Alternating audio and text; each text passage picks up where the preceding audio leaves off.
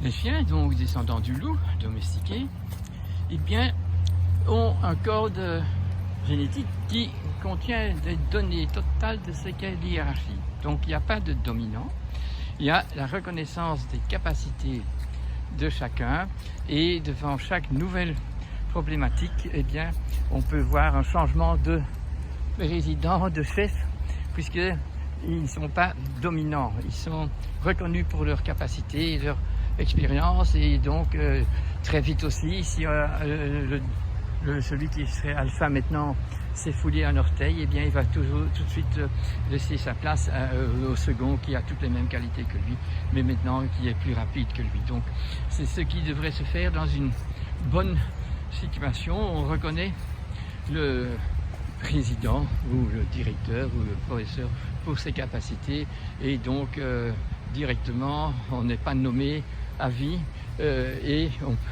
quand on fait une erreur, eh bien on l'avoue et on perd ses galons, ce qui devrait se faire chez nous. Et alors bon, je pense qu'il y a beaucoup de gouvernements et beaucoup de professeurs qui devraient arrêter leurs fonctions. Ce n'est pas le cas, n'est-ce pas? Donc à nous de devenir des meilleurs chiens qui respectent l'hiérarchie, où donc il y a un aspect d'objectivité claire et de connaissance,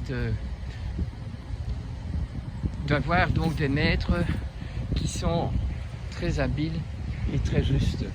C'est ce que nous avons plus dans cette crise, et c'est parce que cette crise s'est préparée depuis longtemps, vous avez bien compris, depuis qu'on a des lois écrites qui protègent le commerce, mais qui donc ne protègent pas l'artisanat, ni tout ce qui est beau et vérité dans ce monde.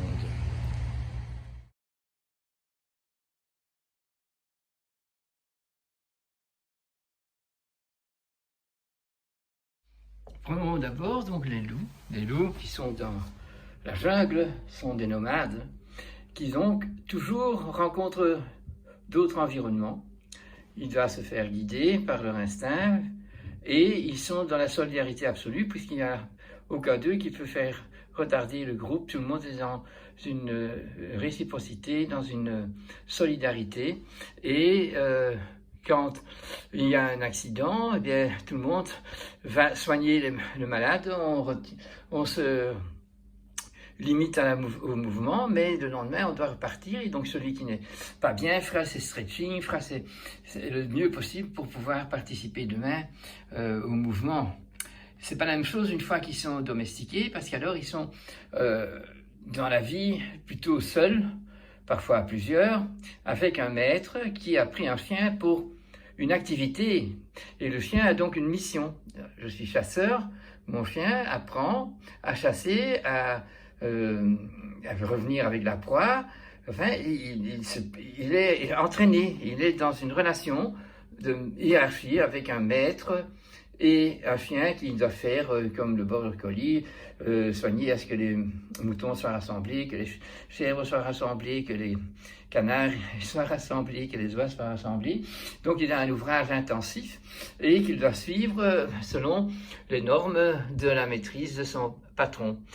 Et puis plus tard, nous sommes dans cette période-ci, le chien est plutôt un animal de compagnie, comme une femme de compagnie. Donc ça veut dire que c'est désœuvré, ça n'a pas d'ouvrage, c'est gâté, ça remplace, l'homme a perdu sa mission d'être humain sur la terre, qui doit entretenir cette terre, qui doit pas se soumettre à toutes les facilités qui existent aujourd'hui, et donc le chien est devenu vraiment une poupée vivante ou un nounours vivant, et donc nous avons toutes les maladies qui vont qui vont de pair. Alors quand on fait une médecine biologique saine, d'abord on remet l'alimentation aux normes, puis on apprend à donner une mission à son chien, et donc le chien qui est soumission, je vois ça très bien. Donc le chasseur vient avec son chien qui a une plaie, qui a un orteil qui est cassé ou quoi. Bon, on ne doit pas l'anesthésier localement, on fait le traitement directement parce que le chien est fier d'être avec son maître et il résiste à la douleur, il n'est pas peureux.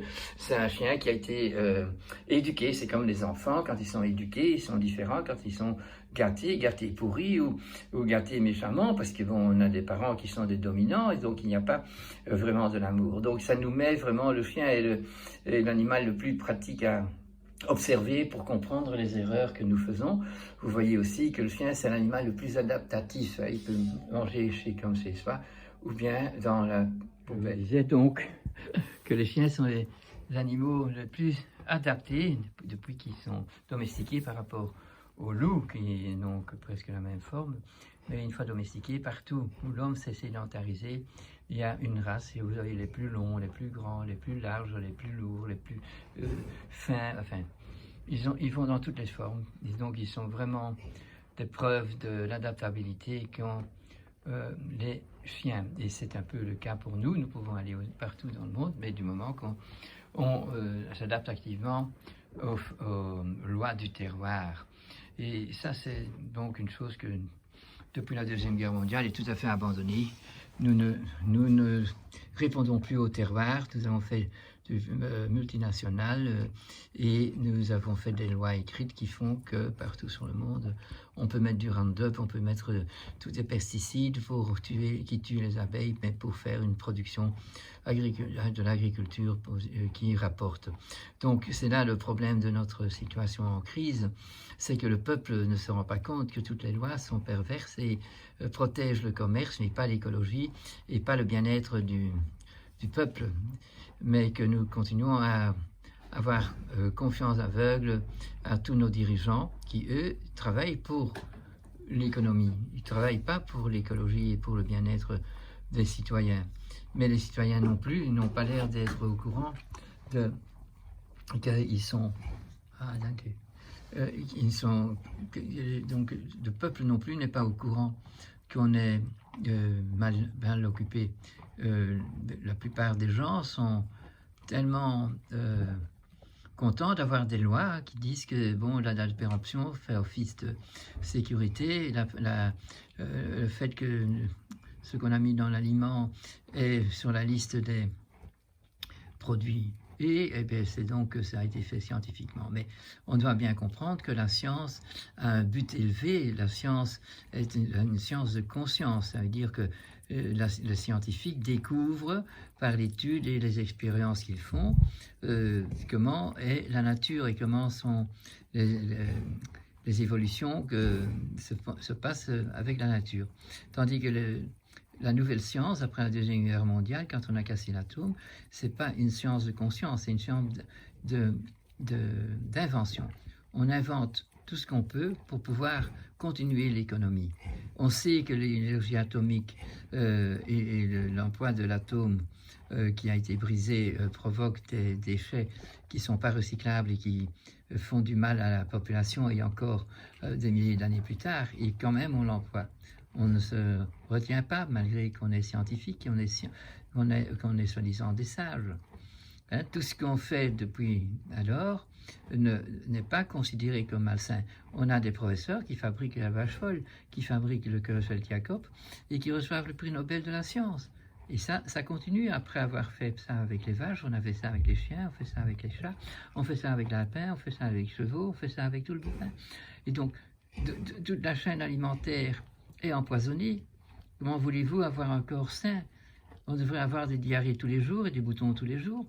Mais on s'adapte, et quand on s'adapte, au lieu d'avoir des maladies aiguës, des maladies virales, des maladies de home cleaning, on appelle ça, de nettoyage physiologiquement, eh bien on ne les a pas, et donc on accumule à l'intérieur, d'une façon insidieuse, tout à fait au ralenti, bien caché, des maladies qu'on appelle cancéreuses, qu'on appelle arthrose, qu'on appelle... tout ce qu'on met avec un ose, qui veut dire que l'arthrose, eh bien tout ça, c'est des maladies chroniques, duquel on ne guérit pas et duquel on peut prendre des médicaments jusqu'à la fin de ses jours. On a oublié qu'un remède, c'est un Geneesmittel, c'est un Heilmittel, c'est un moyen de guérir. Et donc, si vous devez prendre un médicament jusqu'à votre mort, ben, ce n'est pas un Heilmittel. Il vaut mieux aller chercher un bon médecin qui va vous donner la cause de votre maladie, vous demander de faire les sacrifices qu'il faut pour pouvoir guérir.